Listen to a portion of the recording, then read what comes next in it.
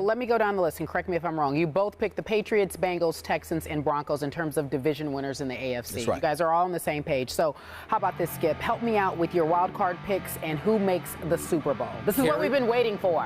Carrie, can you help me out with my wild card picks? Because I got to tell you, Stephen A., I don't think anybody qualifies for a wild card in the AFC. Wow. I wish I could go over into the NFC just this year, because it's deeper, and take two legit wild card contenders and say, you get these two spots in the AFC. It would be a better tournament if I could do that. And we'll get to our NFC in the second hour. Yeah. And you'll see just what a logjam it is of people you have to leave out of your playoffs as wild cards in the NFC. Over here, I'm racking my brain saying, well, I don't know. I can't. And I find, look, my first wild card. And I don't love this pick, but I think we're going to be in concert here. We both do believe in Mike Tomlin, and I believe in Big Ben Roethlisberger. And just because of those two humans, I'm going to say Pittsburgh wins a wild card over the Ravens in that division. I said they would finish second, and I have the Ravens finishing third, just out of the wild card. So I got Ravens miss playoffs as defending champs. But those aren't the Ravens anymore. Those aren't last year's Ravens, as we talked about. Now, my second wild card, I went round and round, back and forth, and I just made a case against the Chiefs in the division, but I said they could finish 10-6, and I got them squeezing in at the second wild card by default. Default, because I can't make a stronger case for anybody else. By virtue of the division they fell into this year, the Raiders could be the worst team. It's between Raiders-Jets for the worst team in football.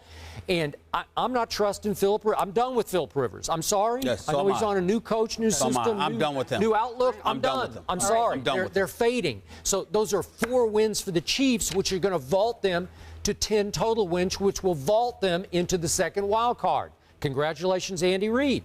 But do I love them? Do I think there'll be a quick exit? Yeah. Okay. Yeah. Okay, so Steelers and Chiefs get the wild card. Super Bowl. This is a very bad day. Let him go. It's a very bad day for me because I find myself agreeing with Skip. I definitely think that Kansas City. We will disagree on the NFC. I promise you that. Because you love him so much. Well, no, I always got love for my boy. But the point is that I look at the Chiefs, and that's a given to me. I just think that they're going to be competitive. I believe that the changes that they made are for the better, and I think that propels them. And I think 2-14 was an aberration. God bless Romeo Crennel, but some people prove that they're better off as a coordinator than a head coach. And that's a fantastic man and a fantastic human being, and I wish he had more success. But in Cleveland, in Kansas City, you just didn't have it. You had your chances. With that being said, I certainly don't feel that way about Mike Tomlin. He's my favorite coach in the NFL. He is a leader of men.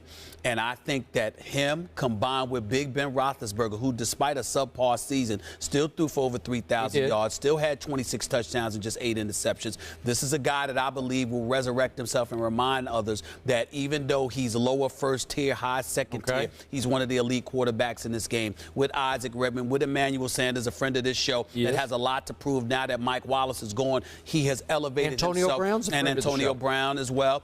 The combination of those two, Brown, along with Emmanuel Sanders, I think is going to be big. I think the Steelers ranked 26th in rushing last year. I think they make amends because that is not Steeler football. No. That is not Steeler football. Steeler football is about running the football down your throat. You understand? Passing is a secondary option. It's not a savior. I think Todd Haley, let us hope and pray that his relationship with Big Ben Roethlisberger has developed even further. I agree. Could be an issue, but I hope not. I'm with you. The key to me is the offensive line, and I'm going to tell you something, too.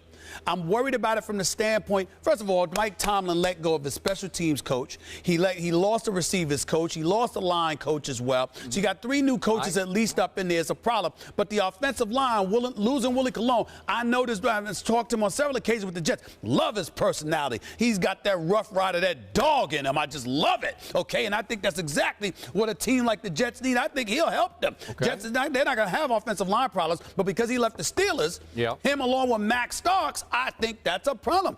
I watched the Steelers in preseason. Their offensive line is horrible. I mean, horrible, okay? So I hope and I believe if there's one thing of personality like a Mike Tomlin you believe will have an impact on, it's an offensive line. Because that's just rough riders right there. You got to block for the run. You got to block and protect for the pass. You just rough riders up in there. You know, throw some elbows, knock some people, do what you got to do. Steamroll over folks. I can't believe that a personality like Mike Tomlin is not going to have a profound impact on that offensive line. And I think as long as your offensive line shows up to block for Redmond and the boys and protect Big Ben, I'm banking on it, Skip, because the only reason I'm picking them to be the wild card is because I believe that Tomlin will correct that.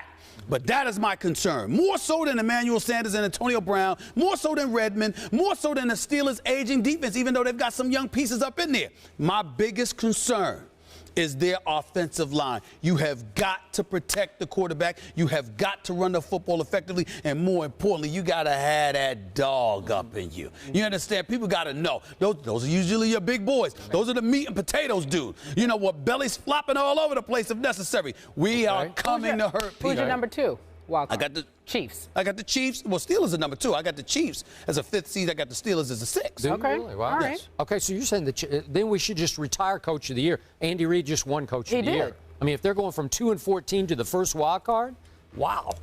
Hey, you could say that. Well, that might be true. It's done. But to me, Andy Reid, record-wise, you could say that way, but I think Mike Tomlin has a longer way to go with the Steelers than Andy Reid has to go with the Chiefs. That's not how the voting will go on this deal. No, I'm not sure about that. I'm not sure about that. All right, Super Bowl pick. We want that now? Yeah. Super Bowl picks? You want me? I'll do it. In the AFC? You want me to go? Go ahead. Because it's not even close. Uh-oh. Right. You already know. My New England Patriots will beat Peyton Manning and the Denver Broncos in Foxborough in the AFC Championship game and run to the Super Bowl. I will tell you, I would agree with you if I believed that the AFC Championship game was going to be in New England. I believe, however, it's going to be in the Mile High City. Tom Brady and the New England Patriots. Maybe. I'm not even sure they'll go that far, Skip. But I'm willing to tell you this. Whoever's going to the AFC Championship game is going to travel to the Mile High City. And Peyton Manning will be waiting for them. And the Denver Broncos are going to the Super Bowl. We've got a disagreement here, ladies and gentlemen. Finally. Remember, you have the Chiefs challenging the Broncos within the division, which is going to be a problem for the Broncos to win more games than the Patriots, because you looked at the Patriots' schedule and you said, hey, I can see them winning. I feel you on that. And like I said, if the Patriots are hosting the playoffs and they're going to the AFC Championship, I don't see Peyton Manning coming into Foxborough to beat Tom Brady. But I'm banking that the Broncos will also have a 13-3 record. Okay, you better bank that the Patriots lose about 5 of those. I'm just telling you, I believe that the Broncos are going to have home field advantage. And if they have home field advantage, they're not going to lose in the divisional playoff round this time around. They'll be 60 minutes away from the Super Bowl, and Peyton Manning will close the deal and get to his 3rd Super Bowl.